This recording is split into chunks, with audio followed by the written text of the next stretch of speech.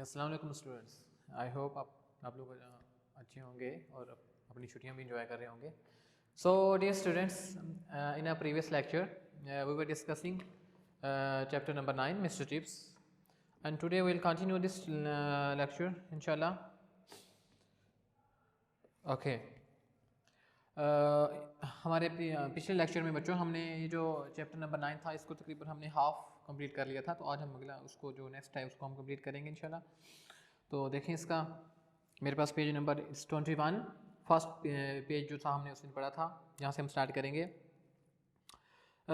He wore his gown till it was almost too tattered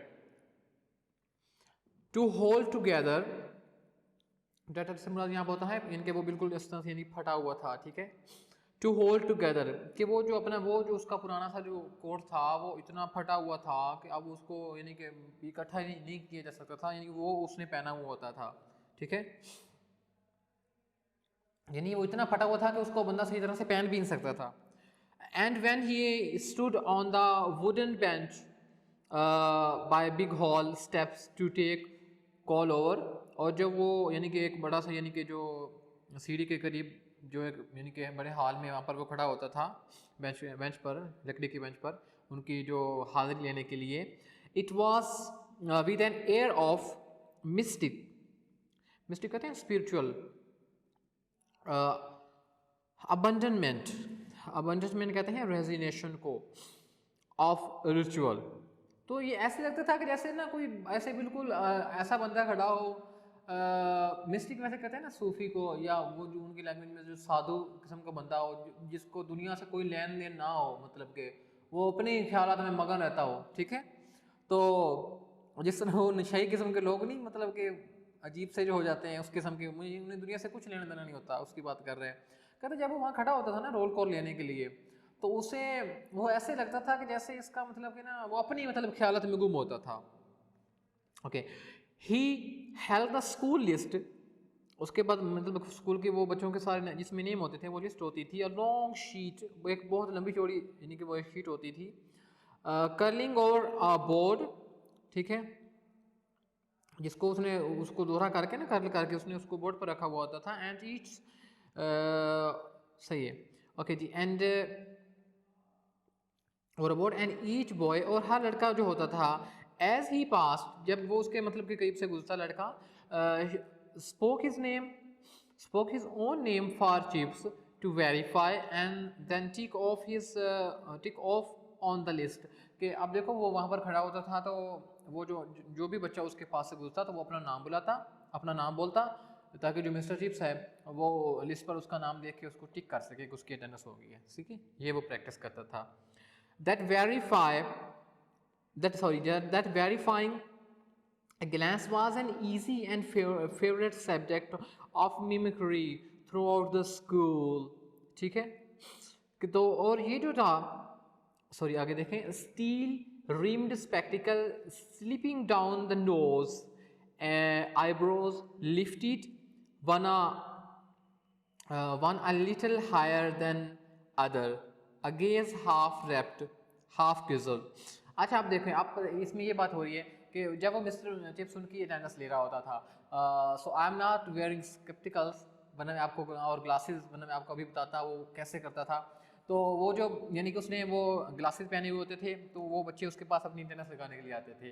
तो वो उसने उसके जो ग्लासेस थे वो उनको यहाँ से इधर अपने बिल्कुल नोज़ के जो यहाँ पर होती है ना, यहाँ पर लेके आता था, ठीक है। यहाँ पर यानी वो ग्लासेस को कर लेता था, और वो उसके ऊपर से ना फिर उसके ऊपर से देखता था उनको, ग्लासेस यहाँ नीचे होते थे और उनके ऊपर से बच्चों को देखता था। तो बच्चों ने ना छोटे बच्चे थे तो उन्होंने उसके इसका बिल्कुल पूरे स्कूल में उसका ये मजाक बनाया हुआ था कि मिस्टर चिप्स ऐसे करता है, उसकी नकलें उतारते थे, उसकी पैरोडी करते थे, ठीक है। यहाँ पर ये बात हो रही है। ओके जी, ओके। उसके बाद देखें, and on windy days with gown and, और जब यानी कि जिन दिनों में मतलब कि कोई यानी हवा वगैरह चलती थी ना उन दिनों में, with gown and white hair and school list fluttering in uproarious confusion, the whole thing become a comic turn sandwich, sandwich का मतलब होता है बिटवीन, ठीक है। अच्छा, इसमें डी जो है वो बच्चों साइलेंट होता है, इसको हम सैंडविच कहते हैं, लेकिन ये सैंडविच नहीं है, ये सैंडविच होता है। Between afternoon games and the return to classes, मतलब ये उस जिस दिन ऐसा यानी कि दिन होता था जिस दिन हवा वगैरह चल रही होती थी, तो फिर ये सारी चीज़ें जो हैं और वो वहाँ पर जो बच्चों की यानी बच्चे वहाँ पर खेलते थे, ठीक है, तो उनके दरमियान ये सारी चीज़ें बहुत मज़े का खेल सी अजीब सी नज़र आती थी, ठीक है। सम ऑफ दोज नेम्स, कुछ इन बच्चों के नाम हैं in little snatches of a chorus. अच्छा, कोरस जो है मैंने यहाँ पर मेंशन भी किया हुआ है, इसका लफ्ज़ी मतलब तो होता है बच्चों के रेफरेन, ठीक है। और इसका जो वैसे ही एक टर्म यूज़ होती है, ये ग्रुप ऑफ सिंगर्स होता है जिसको यानी कि ड्रामा में स्पेसिफिकली उसको यूज़ किया जाता है। ओके, कहता है इनमें से कुछ के नाम छोटे छोटे टुकड़ों में कहता है उसको ना याद आ जाते थे बगैर ही हल्की फुल्की किसी कोशिश के। रिकर कहते हैं recur to him even afterwards without any effort to of memory. ये आगे उन सब के बच्चों के नेम्स हैं, कहते हैं एंसवर्थ है, एटवुड है, और एवनमोर है, बैबकॉक है, बैगिस है, और बर्नार्ड है, और बेसनवैथ है, और बेट्स बाय, Beckles, Bedford, Marshall, Bentley, Best वगैरह, ये सारे उन बच्चों के नेम्स थे, ठीक है। तो उसके बाद नेक्स्ट देखें, कहते हैं एंदर वन, और भी कुछ और भी और नेम्स हैं कुछ, कहते हैं जैसे यानी कैंसले है, वेल्स है, वाडम और वगस्टॉफ, वेलिंगटन, वाटर्स और प्रीमस और वाटर्स, स्कैंडर्स और वॉल्टरिंग, वेवरली, वेब, ये सारे उन बच्चों के कुछ के नेम्स हैं जो उसको याद आते थे, ये उसकी बात कर रहे हैं। नेक्स्ट देखेंगे कि and yet another that comprised, और कुछ दूसरे ऐसे नाम भी थे, as he used to tell his fourth class, जो अपनी फोर्थ क्लास जो उसकी चौथी क्लास थी उसको बताया करता था। लैटिनिस्ट, लैटिनिस्ट वो होते हैं जो लैटिन सीखने वाला बंदा होता है, लतीनी ज़बान। And okay, an excellent example of an hexameter, जो एक अच्छा हेक्सोमीटर आपको पता होगा कि ये एक जो एक स्टेंजा होता है जिसमें 6 लाइंस होती हैं, तो उसको हेक्सोमीटर कहा जाता है, ठीक है। को कहता है वो शायरी के एक इस तरह से यानी कि उसको ना उसका एक अमदा सा यानी कि एक नमूना था जो उनको इस तरह से यानी बताया करता था, सारे नेम जो हैं इस तरह से हेक्सोमीटर की शेप में मीन। ओके, उसके बाद है लैंसेस्टर, ये फिर उनके नेम है लैटन है, और लिमोर है लैटन, और बोसवर्थ, और मैग्नोगिगाल, और मैंसफील्ड, ये सब उन बच्चों के नेम्स वगैरह हैं। नेक्स्ट अगले पैराग्राफ देखिए, कहता है where had they all gone to, कहता है वो सब कहाँ चले गए। ही ऑफन पॉन्डर्ड, कहता है वो अक्सर ये बात सोचता था कि वो सारे बच्चे कहाँ चले गए हैं। Okay, those threads he had once held together, कहता है वो जो धागे मतलब जो इसने एक दफ़ा कहीं पर यानी उसने इकट्ठे किए थे बिखरे। हाउ फार दे स्कैटर्ड, वो कहाँ बिखर गए हैं। सम टू ब्रेक, कुछ टूट गए हैं। Others to weave into unknown patterns, और कुछ बिल्कुल अजीब से सांचों में कहता ढल गए हैं। This strange randomness of the word beguiled him, कहते ये दुनिया की अजीब सी ये जो बेमकसदियत होती थी ना, इसे वो कहता धोखे में फ्रेब में मुब्तला कर देती थी। That randomness will never would so long as the world lasted, कहते हैं ये लड़कों को दोबारा मतलब कभी इकट्ठा नहीं होने देगी, और will give meaning to those courses again, और फिर कभी जो कोर्स का जो कोई भी जो गीत होगा उसको कभी इसका यानी कि दुनिया मतलब इसको कायम नहीं रहने देगी। उसकी बात कर रहा है कि कहता है वो जो बच्चे थे सारे मेरे पास पढ़ते थे, मैंने उनको इकट्ठा किया, वो था वो सारे बिखर गए हैं, कोई बच्चा कहीं है कोई कहीं है, और वो उन सबको याद करता है, उनके नेम पुकारता है इस तरह से। And behind Brookfield as one may glimpse a mountain behind another mountain when the mist clear, कि अब वो जो ब्रोकफील्ड जो होता था वहाँ पर उसके इर्द गिर्द, ठीक है, जब आदमी देखता तो सारे वो धुंध के पहाड़ से उसको नजर आते थे।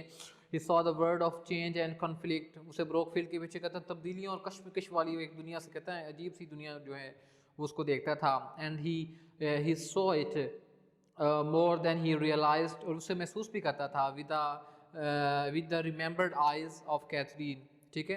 कहता है वो सबको कैथरीन की आंखों से कहता है उसको यानी कैथरीन भी उसे याद आती थी, जाहिर बात है वो सारे मामला उसको जो जब वो कैथरीन जिंदा थी तो वो सारी चीज़ें उसको याद आती थी।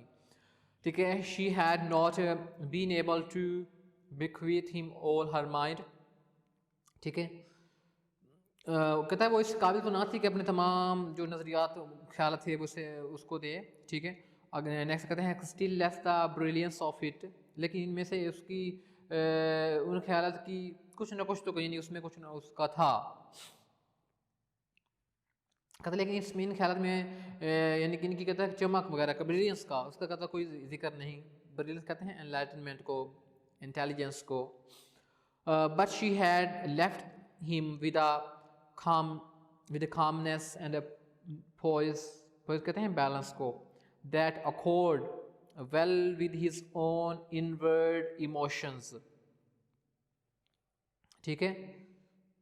लेकिन उसने ना उसको एक तवाज़ुन सा बख्शा था, कहते हैं जो कैथरीन थी ना, ठीक है, जो उसके अंदरूनी जो जज्बात थे जो उनको आपस में यानी कि मिला देते थे। अब ज़ाहिर बात है वो कैथरीन की कंपनी में रहता था, तो जब आप किसी शख्स की कंपनी में रहते हैं अगर तो आप वो उससे मतलब कि बहुत ज़्यादा इन्फ्लुएंस नहीं होते, लेकिन कुछ ना कुछ चीज़ें वो आप उससे सीख लेते हैं। तो कैथरीन ने भी इसे यानी कि अननोइंगली और अनइंटेंशनली इसने उससे काफ़ी कुछ सीख लिया था। उसने इसको बहुत कुछ सिखाया भी था। इसका डिसिप्लिन में पता है कि इसका डिसिप्लिन इंप्रूव हो गया था, इसकी पर्सनैलिटी बड़ी इंप्रूव हो गई थी, and he started to cut jokes in his class. तो काफ़ी सारी चीज़ें थी जो हम पहले भी पढ़ चुके हैं, हमें पता भी हैं, तो वो हुई। तो इस तरह यानी कि वो उस पर काफ़ी असरअंदाज हुई थी। नेक्स्ट देखेंगे, इट वॉज टिपिकल कहते हैं पिकुलियर को, ख़ास को, स्पेशल को, of him that he didn't that he did not share the general jingo bitterness। अच्छा, ये जो जिंगो से ये मुराद यहाँ पर ये लिया गया है कि आदमी जो बिल्कुल वॉर को फेवर कर रहा हो, ठीक है, जिंगोज़म उसको उससे लिया गया है, ठीक है। उसके बाद general jingo bitterness against the Boers. अब बोर्स आपको पता है कि अफ्रीकन, वो अफ्रीका में रहने वाले जो दूसरी अक़वाम के लोग थे वहाँ पर वो इकट्ठे हो गए थे, उसके बारे में वो बात कर रहा है, ठीक है। कहते हैं ये इसकी खास बात थी कि वो आम लोगों की तरह बोर्ड्स के मतलब के ख़िलाफ़ इंतहाई यानी कि वो जो ऐसे जो अजीब से तलखी वाले जो जज्बात थे वो उनसे यानी कि वो बिल्कुल नहीं रखता था। अक्सर लोग बोर्ड्स के ख़िलाफ़ थे, तो लेकिन कहता है वो नहीं था। Not that he was a pro boards, ठीक है, सपोर्टर ऑफ मीन बोर्ड्स, ठीक है, और ना ही वो मतलब उनका सपोर्टर था। ही वाज यानी कि मतलब कि ना तो वो उनके बिल्कुल ख़िलाफ़ था और ना ही उनका सपोर्टर था। उसकी ना एक यानी कि न्यूट्रल सी अजीब सी उसकी फीलिंग थी उनके बारे में। He was far too traditional for that, उनके लिए बड़ा रवायती किस्म का उसका कहते हैं एक अंदाज था। And he dislike the kind of people who were pro Boers, और वो उनको जो है उनको भी डिसलाइक करता था जो बिल्कुल प्रो बोर थे, उनके हमायती थे मतलब।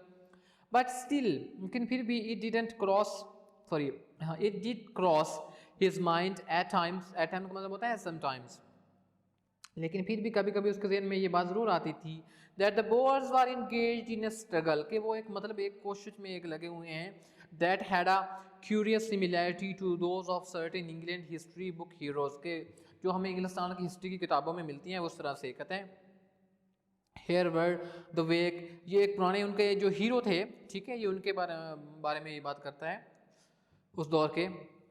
फॉर इंस्टेंस और करेक्टकस, ये पहली सदी ईस्वी में इंग्लिस्तान का एक बादशाह वगैरह था, ठीक है, उसके बारे में बात करता है। क्या जिस तरह से वो मशहूर थे, जिस तरह से उन्होंने स्ट्रगल की वगैरह वगैरह, उन कहते हैं इस तरह से ये बोर जो हैं वो भी इसी तरह की कोशिश कर रहे हैं। For once tries to shock his fifth form by suggestion this, एक दफ़ा उसने क्या किया कि अपनी अपनी जो 5वीं क्लास थी उसने उसको ये बताकर हैरान करने की कोशिश की थी क्या, but they only thought it was one of his little jokes, लेकिन उन्होंने कहा कि ये सिर्फ उसका एक छोटा सा मजाक है, बच्चे उसकी बात समझे नहीं। हाउएवर हेड्रिकल रिबेलियस को कहते हैं, हेड्रिकल कहते हैं रिबेलियस को। Okay, he might be about the Boers, हो सकता है उनके बारे में उसके अजीब से यानी कि रवायती किस्म के और ऐसी यानी कि इनकलाबी किस्म के या उसके ख्यालात हों उनके बारे में, बोर्स के बारे में, ठीक है। वो कहता है कितने ही उसके रवायती से यानी कि उसके बारे में ख्याल हो उनका। बट ही वॉज ऑर्थोडॉक्स, ठीक है, यानी कि पुराने ख्यालात का मालिक जो बंदा होता है उसको हम कहते हैं कंजर्वेटिव जो होता है बंदा, ठीक है। He was Orthodox about mister Lloyd George. अब मिस्टर लॉयड जॉर्ज जो है ये बरतानिया का एक प्राइम मिनिस्टर रहा था, ठीक है, उसके बारे में बात करना है।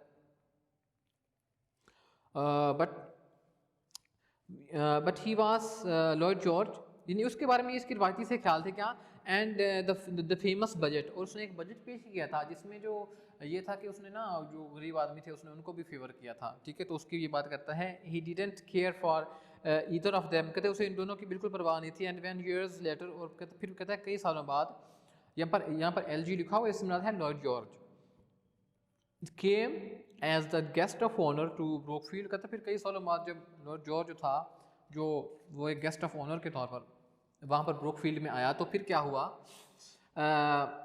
चिप सेड, तो फिर चिप्स ने क्या कहा, on being present to him, इसके सामने यानी कि जब वो पेश हुआ उसे मिला वगैरह, तो उसने उससे क्या कहा, mister Lord George I am nearly old enough, कहता मैं बूढ़ा हो गया हूँ, to remember you as a young man, और कहता है मुझे तुम्हारी जवानी बिल्कुल, कहता है कोई मतलब आसानी से उसको मतलब याद नहीं कर सकता। एंड कहता है I confess that you seen to me, और कहता है कि मैं ये बात तस्लीम करता हूँ, ये बात मानता हूँ कि टू हैव इम्प्रूव्ड, कहता मुझे लगता है कि तुम पहले से ना इम्प्रूव तुमने अपने आप को कर लिया है, ठीक है, तुम्हारी हालत पहले जैसी नहीं रही, बदल गए हो अ ग्रेट डील, काफ़ी हद तक। द हेड, जो प्रिंसिपल था ना, उसने सोचा कि स्टैंडिंग विद हिम, जो उसके करीब खड़ा था, वाज रादर अघास्ट, बिल्कुल हैरान था, मीन हॉरिफाइड था, वो बड़ा शशतर सा रह गया, हैरान रह गया, कहता बट लॉर्ड जॉर्ज, यानी उसने, अब देखो ना वो एक, यानी वहाँ पर एक प्राइम मिनिस्टर का एक ऐसा बंदा यानी वहाँ पर आया हुआ है, तो ये उसको कह रहा है जी कि तो आप बचपन में तुम अच्छे नहीं थे और अब तुमने अपने आप को बेहतर कर लिया, तो उसको ये बात अजीब लगी कि इतने हाई रैंक के बंदे को ऐसी बात कर रहे हैं। खैर लेकिन वो तो आप अगली बात आप सुनेंगे, बट लॉर्ड जॉर्ज जो था लेफ्ट हार्टली मीन कर्टसली, वो बड़ा खूब हंसा मतलब, and talk to chiefs more than to anyone else during the ceremonial and followed, कहता और उसने उस सारी जो यानी कि सर्मनी के दौरान वो मिस टिप्स से ज़्यादा बातें करता रहा, उसने उसके साथ सारा टाइम जो स्पेंड किया, और किसी भी दूसरे के अलावा उसने उससे ज़्यादा बातें की, ठीक है। जस्ट लाइक चिप्स, कहते बिल्कुल चिप्स की तरह, वाज कमेंटेड आफ्टरवर्ड, कहते बिल्कुल चिप्स अब बाद में ये कमेंट किया गया कि was commented afterwards just like chips, कहते बिल्कुल चिप्स अपनी मतलब अब बिल्कुल अपनी असली हालत में जो होता था इस तरह से, कहता बाद में लोगों ने इस पर ये कमेंट किया, he gets way with it, कहते मतलब वो जो चाहे वो कर सकता है, I suppose at the age anything you say to anybody is all right, कहता मैं समझो मतलब जो इस उम्र में जो आप किससे भी जो कोई बात कहें तो लोग कहते हैं कि हाँ ठीक है, इस उम्र में इस पे इस किस्म की तवक्को की जा सकती है, मतलब लोग उसको अजीब सा मतलब इसको कंसीडर कर रहे थे कि ये जो बात है ना जिसने अजीब सी की है इस वजह से। तो बच्चों ये हमारा आज का ये चैप्टर था जो हमारा एंड हो गया है, और इसके कुछ क्वेश्चंस भी हैं, वो भी मैं आपको नोट करा देता हूँ, मैं उनको जल्दी से लिख देता हूँ यहाँ पर, आप लोग उनको नोट कर लीजिएगा ताकि आज हमारा ये जो चैप्टर है ये ख़त्म हो जाए।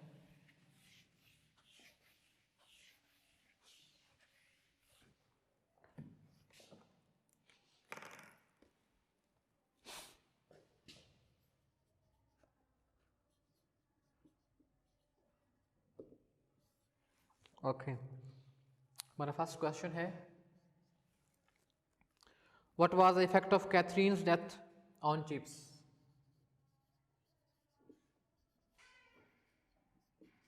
what was the effect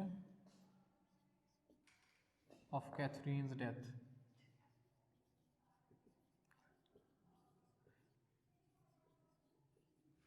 okay जी, क्वेश्चन नंबर 2 है हमारे पास, who was Lord George,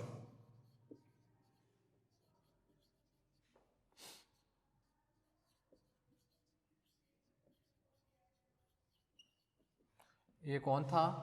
question number 3 देखें, हु वाज नीलर, जिसका मैंने आपको बताया था, जिसने उसके बारे में कमिट किया था कि मिस्टर चिप्स अब बूढ़ा हो चुका है।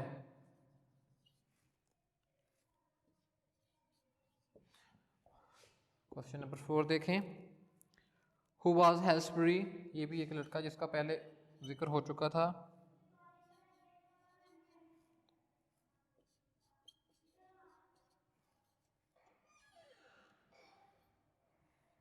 Question number 5, What were Chip's gentle eccentrics?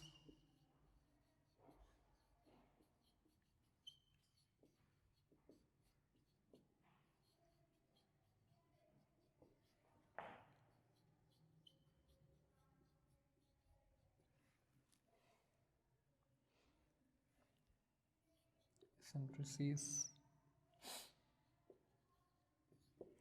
और क्वेश्चन नंबर 6 देखें.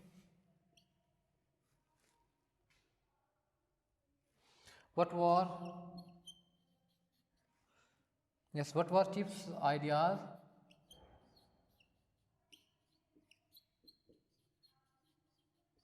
about Bohr's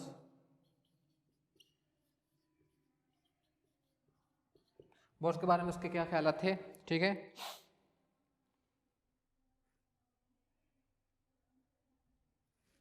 और क्वेश्चन नंबर 7 है लास्ट.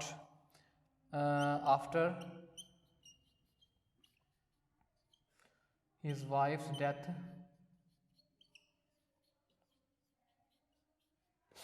what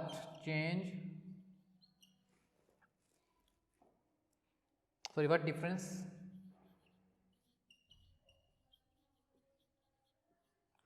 क्या जो फर्क था उन्होंने नोट किया. what difference did his students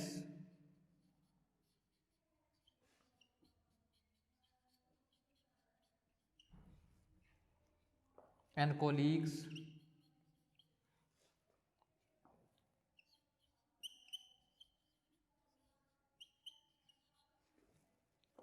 noticed. ठीक है. उन्होंने क्या उसका यानी कि नोटिस किया था, क्या क्या उसमें यानी कि